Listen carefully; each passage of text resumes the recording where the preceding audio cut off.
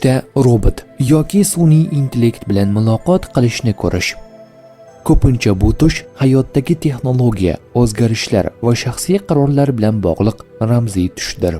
Tushingizda robot yoki sun'iy intellekt bilan gaplashish, ish, o'qish yoki shaxsiy hayotdagi yangi texnologiyalarni qabul qilishga tayyor ekanligingizni bildiradi. Bu shuningdek, sizning hayotingizda muayyan tizimlar yoki qoidalar bilan ishlash zarurligini bildirishi ham mumkin.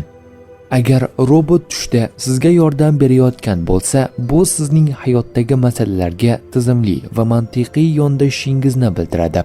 Agar robot sizni aldamoqchi bo'layotganini yoki boshqarayotganini ko'rsangiz, bu ichki nazoratni yo'qotish, hayotdagi qarorlar ustidan cheklanish yoki tashvish hissini bildiradi. Sun'iy idrok bilan muloqot qilish ko'pincha kelajakdagi o'sish va rivojlanish imkoniyatlarini, yangi g'oyalar yoki texnologik yutuqlarni sinashni anglatadi.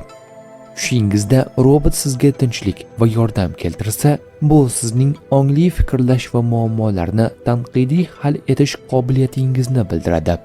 Tushda ko'rilgan robot qo'rqinchli, agressiv yoki nazorat qiluvchi bo'lsa, hayotingizda stress, tashvish yoki haddan tashqari boshqarilayotganligini anglatadi. Tushda sun'iy intellekt va robotlar bilan muloqot sizning hayotdagi texnologiya va qarorlar bilan munosabatingiz, shuningdek, mantiqiy fikrlash, yangilikni qabul qilish va o'zgarishlarga moslashish qobiliyatingiz haqida xabar qiladi. Tush ta'birlari bashorat emas, barcha narsani bilguvchi zot yagona Allohdir.